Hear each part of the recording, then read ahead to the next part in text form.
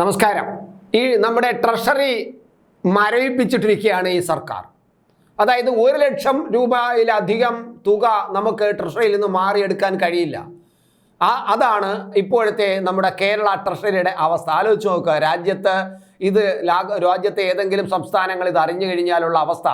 കേരള സംസ്ഥാനത്തിന് ട്രഷറിയിൽ നിന്നും 1 ലക്ഷം രൂപയിലധികം മാറ്റിയെടുക്കാൻ കഴിയില്ല, അവിടെ പിടിച്ചു വയ്ക്കും എന്ന് പറഞ്ഞാൽ എന്തൊരു നാണക്കേടാണ്. പക്ഷേ ഈ സർക്കാരിന് നാണക്കേടില്ല. അങ്ങനെ ട്രഷറി ബാൻ ഇപ്പോഴും തുടരുകയാണ്. പക്ഷേ അങ്ങനെ ട്രഷറി ബാൻ തുടർന്നുകൊണ്ടിരിക്കുമ്പോൾ ഇതാ ധനകാര്യ വകുപ്പ് 50 ലക്ഷം രൂപ ട്രഷറി ബാൻ തൽക്കാലം ഒരു മരവിപ്പിച്ച് വെച്ചിരുന്ന ട്രഷറി ബാൻ അല്ലെങ്കിൽ ട്രഷറിയുടെ ആ നിയന്ത്രണം കുറച്ചൊന്ന് ഇളവ് ചെയ്തിട്ട് 50 ലക്ഷം രൂപ, 1 ലക്ഷം രൂപ പോലും മാറരുത്, അതിൽ കൂടുതൽ മാറാൻ പാടില്ല എന്ന് പറയുന്ന ധനകാര്യ വകുപ്പ് 50 ലക്ഷം രൂപ ഇപ്പോൾ പെട്ടെന്ന് മാറ്റി കൊടുക്കുകയാണ്. അത് പോലീസിനാണ് കൊടുക്കുന്നത്. എന്തിനാണ് പോലീസിന് കൊടുക്കുന്നത് എന്ന് പറഞ്ഞാൽ പോലീസുകാർക്ക് എന്തെങ്കിലും ആനുകൂല്യങ്ങൾ കൊടുക്കാനോ, പോലീസുകാർക്ക് എന്തെങ്കിലും ശമ്പളം കൊടുക്കാനോ, പോലീസുകാരുടെ ആഹാരത്തിന് പണം മുടക്കാനോ, പോലീസുകാരുടെ യൂണിഫോമിന് പണം കൊടുക്കാനോ, പോലീസുകാരുടെ സൗകര്യങ്ങൾക്കോ വാഹനങ്ങൾക്കോ ഒന്നുമല്ല ഈ 50 ലക്ഷം രൂപ മുടക്കാൻ പോകുന്നത്. അത് ഹെലികോപ്റ്ററിനാണ് 50 ലക്ഷം രൂപ മുടക്കാൻ പോകുന്നത്. ഇപ്പോൾ നമ്മുടെ നാട്ടിൽ ഒരു ഹെലികോപ്റ്റർ എടുത്തിട്ടുണ്ട്. വെറുതെ അത് ഇങ്ങനെ തറയിൽ തന്നെ കിടക്കുകയാണ്, ആകാശം കാണാതെ കിടക്കുകയാണ്. നമ്മുടെ ഒരു ഹെലികോപ്റ്റർ വാടകയ്ക്ക് എടുത്തിട്ടുണ്ട്. ചിപ്സ് കമ്പനിയുടെ, ഡൽഹി കേന്ദ്രമായിട്ടുള്ള ചിപ്സ് കമ്പനി എന്ന് പറയുന്ന കമ്പനിയുടെ നിന്നാണ് ഈ ഹെലികോപ്റ്റർ വാങ്ങിയിട്ടിരിക്കുന്നത്, വാടകയ്ക്ക് ഇട്ടിരിക്കുന്നത്. ഇത് പിന്നെ അതിൻ്റെ വാടക ആണ് ഇപ്പോൾ കൊടുക്കാൻ പോകുന്നത്. 1 മാസത്തെ വാടക 80 ലക്ഷമാണ്. ആ 80 ലക്ഷമാണ് ഇപ്പോൾ കൊടുക്കാൻ പോകുന്നത്. 30 ലക്ഷം രൂപ ഈ ഹെലികോപ്റ്റർ എന്ന പേരിൽ ബഡ്ജറ്റിൽ പോലീസിന് വകവച്ചിട്ടുള്ളത് കൊണ്ട് അതവിടെയുണ്ട്. അത് പോരാത്തതുകൊണ്ടാണ് ഇപ്പം DGP മുഖ്യമന്ത്രിക്ക് കഴിഞ്ഞ ഡിസംബർ 4-ാം തീയതി മുഖ്യമന്ത്രിക്ക് ഒരു കത്തെഴുതി, ഞങ്ങൾക്ക് ഹെലികോപ്റ്ററിന് വാടക കൊടുക്കാൻ കഴിയുന്നില്ല, 50 ലക്ഷം 30 ലക്ഷം ഉണ്ട്, പക്ഷേ 50 ലക്ഷം ഉടനെ തന്നെ അനുവദിക്കണം എന്ന് പറഞ്ഞു DGP മുഖ്യമന്ത്രിക്ക് ഡിസംബർ 4-ന് ഒരു കത്തെഴുതി.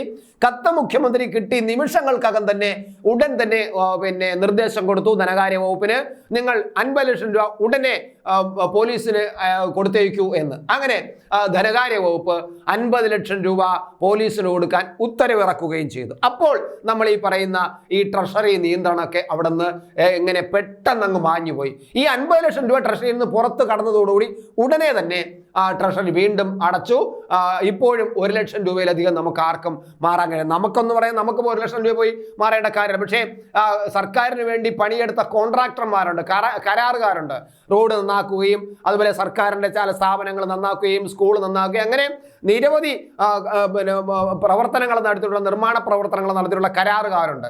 ഈ കരാറുകാർ അവരുടെ കടം വാങ്ങിയും ഭാര്യമാരുടെ താലിമാല പണയം വെച്ചുമൊക്കെയാണ് അവർ പെട്ടെന്ന് സർക്കാരിൽ നിന്ന് പൈസ കിട്ടുമല്ലോ എന്ന ഉറപ്പിൽ, അവിടെയാണ് സർക്കാരിൽ നിന്നും പൈസ കിട്ടുമല്ലോ എന്ന ഉറപ്പിൽ, അത് ഇത്രയും കാലം ജനങ്ങളുടെയും ഈ കരാറുകാരുടെയും ഒരു മനസ്സിലെ ഉറപ്പായിരുന്നു. സർക്കാരിൽ നിന്നും പണം കിട്ടുമല്ലോ, സർക്കാർ പണം ഉറപ്പാണ്, ഗ്യാരണ്ടിയാണ് എന്നാണ് കരുതിയിരുന്നത്. പക്ഷേ ഇപ്പോഴിതാ അവർ എത്ര ലക്ഷം രൂപയുടെ വർക്ക് ചെയ്താൽ പോലും 1 ലക്ഷം രൂപയിലധികം ബില്ല് മാറിക്കൊടുക്കില്ല. അതിപ്പോഴും അങ്ങനെയാണ്. ഇതാണ് അവസ്ഥ. നമ്മൾ കാണേണ്ടത് ഈ ഹെലികോപ്റ്റർ എന്തിനു വേണ്ടി ഇവിടെ വാരിയിട്ടിരിക്കുന്നു. ഇപ്പോൾ നമ്മൾ ഈ സാമ്പത്തികമായി ഇത്ര ദുരിതത്തിൽ അനുഭവിക്കുമ്പോൾ ശമ്പളം കൊടുക്കാൻ നമ്മൾ കോപ്പറേറ്റീവ് ബാങ്കുകളുടെ കയ്യിൽ മുമ്പ് ചെന്ന് ദാനം ചോദിക്കുമ്പോൾ ചുമ്മാ തരണ്ട, ഞങ്ങൾക്ക് പലിശ തരാം, പലിശ തന്നിട്ട് 8.80 പലിശ തരാം, നിങ്ങൾ ഞങ്ങൾക്ക് കുറച്ച് പണം കടം തരൂ, സർക്കാർ ജീവനക്കാർക്ക് ശമ്പളം കൊടുക്കട്ടെ എന്നൊരു സർക്കാർ ചെന്ന് കോപ്പറേറ്റീവ് ബാങ്കിന്റെ മുമ്പിൽ ചെന്ന് ദാനം വാങ്ങാൻ വേണ്ടി കൈനീട്ടിയിരിക്കുന്ന ഈ ദുരവസ്ഥയിൽ, അത്ര ഗുരുതരമായ പ്രതിസന്ധിയിൽ ഈ മറിയക്കുട്ടിമാർ ചട്ടിയെടുത്ത് രംഗത്തിറങ്ങുമ്പോൾ മറിയക്കുട്ടിമാരെ ചീത്ത വിളിക്കേണ്ടി വരുന്ന ഒരു സർക്കാരിന് ഇപ്പോൾ ഇങ്ങനെ ഒരു ഹെലികോപ്റ്റർ വാങ്ങിച്ചിട്ടതുകൊണ്ട് എന്തു പ്രയോജനം എന്ന് നമ്മൾ പലപ്പോഴും ചോദിക്കുന്നുണ്ട്. എന്തായാലും ഇപ്പോൾ ഈ കൊടുക്കുന്ന 80 ലക്ഷം രൂപ എന്ന് പറയുന്നത് കഴിഞ്ഞ മാസത്തെ വാടകയാണ്. അതായത് ഒക്ടോബർ നവംബർ മാസത്തിലെ ഒക്ടോബർ 19 മുതൽ നവംബർ 20 വരെയുള്ള വാടകയാണ് ഇപ്പോൾ 80 ലക്ഷം രൂപ കൊടുക്കുന്നത്.